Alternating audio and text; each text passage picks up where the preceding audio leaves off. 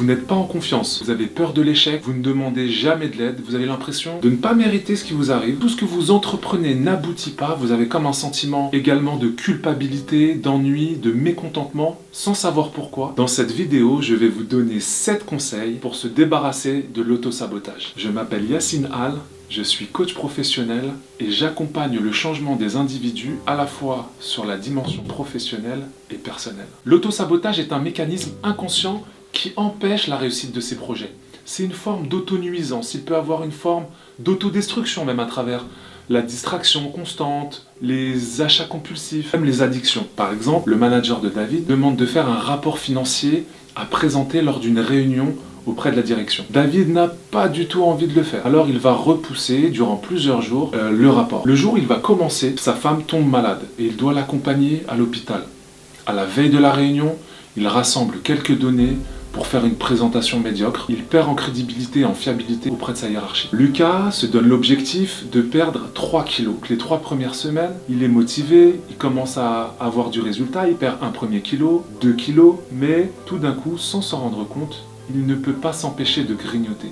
Il continue à manger trop sucré, à manger trop salé, en conscience. Il saute un repas et il se dit c'est pas grave puisque j'ai sauté un repas, je peux me permettre de grignoter. Sarah sait qu'elle est à découvert. Donc elle se dit que ce mois-ci, elle va enfin couvrir son crédit et qu'elle va pouvoir tenter de mettre un peu d'argent de côté. Au bout d'une semaine, 2 semaines et 3 semaines, elle arrive à mettre de l'argent de côté. Sauf que les dernières paires de bottes à la mode viennent de sortir et elle ne peut s'empêcher de l'acheter. Et finalement, elle n'arrive pas à mettre de l'argent de côté et elle n'arrive pas à couvrir son découvert. Laura est une jeune athlète qui s'entraîne pour une compétition de course à pied très importante. Elle travaille dur, elle s'entraîne pendant des mois, elle se prépare. Mais à l'approche de la compétition, elle commence à ressentir de l'anxiété.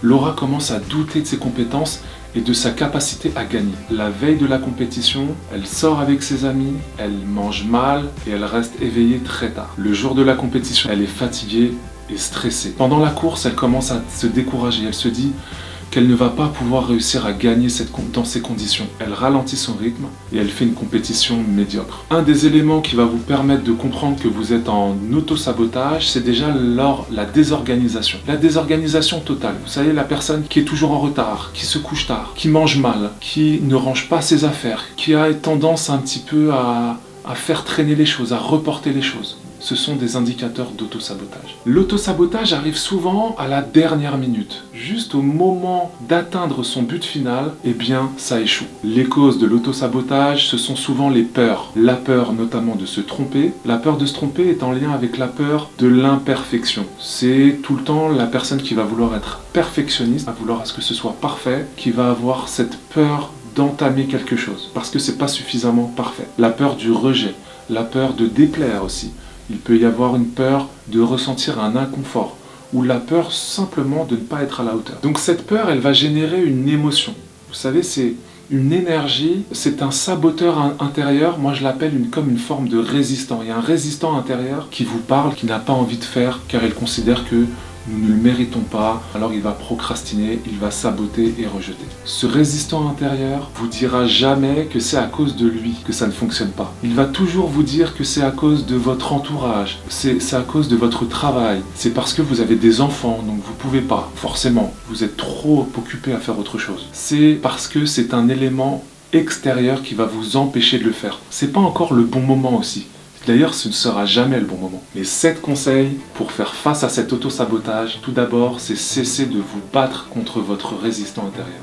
Cette émotion, cette énergie qui vous trouve toujours les moyens de rationaliser vos actions. Il va vous expliquer de manière rationnelle pourquoi vous le faites. Simplement, il faut l'observer, l'écouter, l'accepter. La deuxième, c'est de ne plus procrastiner. C'est de faire les tâches, de les prendre à bras le corps et de les faire jusqu'au bout, une par une. Vous trouverez dans ma description ma vidéo sur le sujet de la procrastination. Le 3e conseil que je vous donne, c'est d'écrire toutes vos réussites. Tout ce que vous avez réussi à faire, tous les obstacles que vous avez réussi à franchir, à dépasser. Notez-les un par un. Vous pouvez Également, et ça va être mon quatrième conseil, notez tout ce qui vous empêche d'avancer. Quels sont actuellement, dans l'ici et maintenant, vos points de blocage? Quelles sont vos croyances limitantes? Par exemple, vous repoussez votre temps de sport parce que vous êtes certain que c'est en lien avec une douleur. Donc sport égale douleur, alors que c'est aussi égal à la libération d'endorphines. C'est l'hormone du bonheur et du bien-être. Donc d'inverser ce paradigme entre sport égale douleur par sport égale bien-être. Cinquième conseil,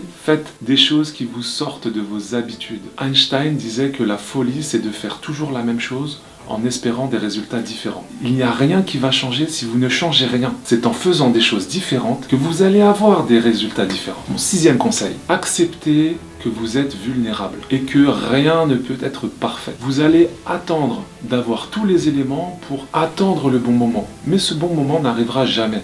Alors commencez et acceptez que vous allez vous tromper, quoi que vous fassiez. Le septième et le dernier conseil que je vous donne, vivez le moment présent. Le passé est dans le passé. C'est lorsque vous vous remémorez votre passé que vous le réintégrez dans votre présent. Par contre, votre futur est dans le présent. Car le futur n'existe pas. Il n'existe que dans votre présent. Donc concentrez-vous sur ce que vous faites dans l'ici et maintenant et vous aurez des effets immédiats. Donc pensez à ce que vous voulez faire aujourd'hui. J'espère que cette vidéo vous aura permis de sortir de ce cercle infernal qui est l'autosabotage pour intégrer le cercle vertueux. Alors likez cette vidéo, partagez, commentez et surtout abonnez-vous pour ne pas louper les prochaines sorties. Et à très bientôt sur cette chaîne.